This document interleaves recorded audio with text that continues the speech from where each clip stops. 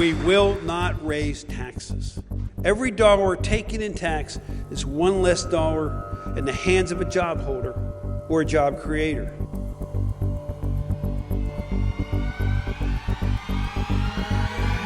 We will not spend more than we have.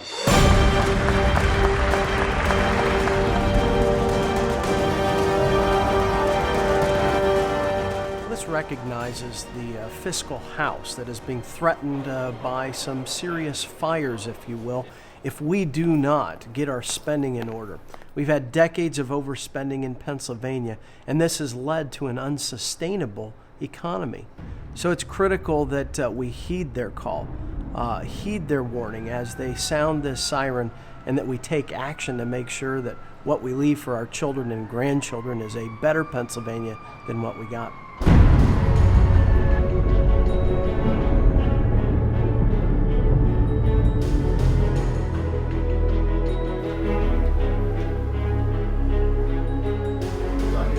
We were sounding the alarm today in response to the governor's budget address. The fact is that Pennsylvania's budget is a fiscal house on fire. Expenses are expanding at a rate that's not sustainable. We're in a situation that really has led us to a very real fiscal crisis in Pennsylvania. This is our state budget spending. It's gone up since 1970 from $4 billion in our total operating budget to over $63 billion. For a family of four, that's gone up $11,800. We can't spend more money than we bring in. We have to set our priorities and adjust our budget accordingly. If spending is throwing gasoline on the fire, it's almost as if there's some cans of gasoline sitting in the house that's already on fire, waiting to explode as soon as the flames get nearby. On this 4-alarm fire that we have, which we're ringing the bell for today to draw attention to this. The first alarm we have is public pensions. This is going up in the future from 2011 to 2014 at a rate of 40% each year. It's consuming more of our state budget each and every year.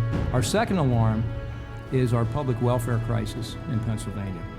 We have a safety net program that I would argue the net has been torn wide open. When government tries to do things for people, it ends up capturing those people in a cycle of dependency. It literally hurts the people it's trying to help. Our third alarm is public debt. From $350 million to this current year of over $1 billion. That debt continues to grow because it's on fire. In Pennsylvania, with combined state and local government debt, we're looking at almost $10,000 for every man, woman, and child. The fourth alarm is corrections. Pennsylvania spends about $35,000 for each prisoner we have. Our incarceration rate has climbed just dramatically. It's gone up 500% since 1980. And even with 18 new prisons in Pennsylvania, we're 13% over our capacity, over our bed capacity, as we sit here today. So the house is on fire, and it's a 4-alarm fire. How do we respond to that emergency? It's a situation that cries out for someone to start dumping some water, spraying some foam, whatever it takes to get this fire under control.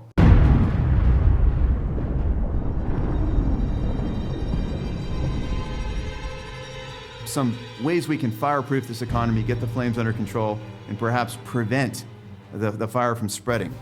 That we've got to maintain an environment where we don't increase our taxes. Increasing taxes is going to be like throwing more gasoline on that raging fire. Yeah, we'll never fix the problem as long as we continue to fuel it. As long as we provide the money, it'll be spent.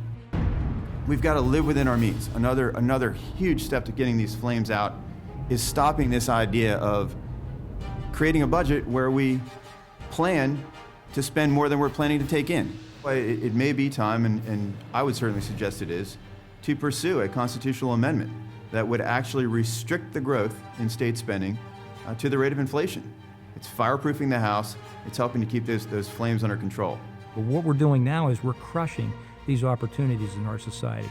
This economy's not bad by accident. This economy's gotten bad because we've become this 800-pound gorilla in government, and people expect government to do everything for them. We need to prioritize the must-haves that we have in our as government providers here, taking care of the people's tax dollars and financial obligations, and then the other things that we're not required to do with government dollars, taking a real hard look at those to see if we should do them at all. And it's a question of looking for results when the government spends dollars. What kind of bang for the buck do you get with that last dollar you spend in any given area? Some ways we can dampen that fire, some ways to throw some water on that would be looking at increased competition. There are things that we're spending that are just totally unnecessary. We have areas of government that we should have privatized decades ago. But we can't take public resources and compete against the private sector when often the private sector can do it cheaper and better than the government. And sometimes we even do that by law. We require the government to spend more money than necessary on such things as public projects that are built under the prevailing wage laws. Because these prevailing wage laws say you've got to pay a higher than market rate wage to the workers on the projects when they would gladly do those projects for, especially in this economic environment, for the going rate. But instead, we're penalizing our taxpayers and forcing them to pay, again, anywhere from 10 to 30% more than necessary, getting less bang for the buck instead of more.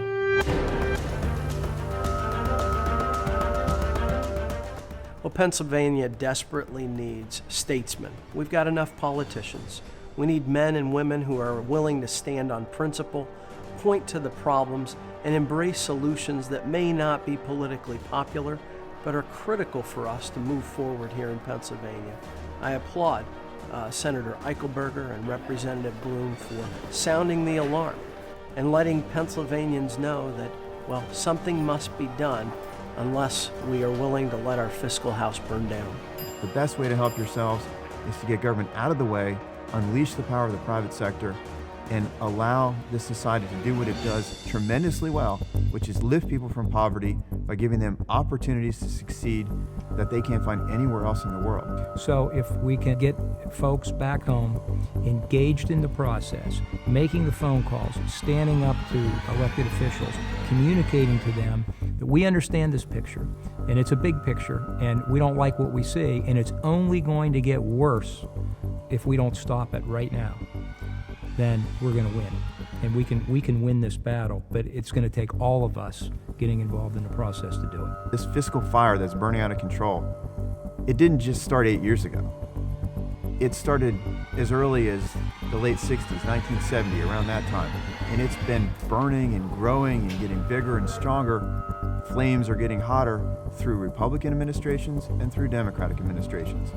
And so it's a problem with a big government mindset that cuts across party lines.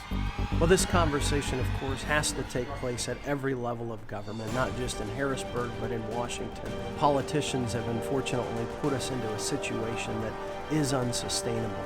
And until we get our fiscal house in order, we're not going to be able to have the kind of prosperity that America has enjoyed for so long and can experience going forward.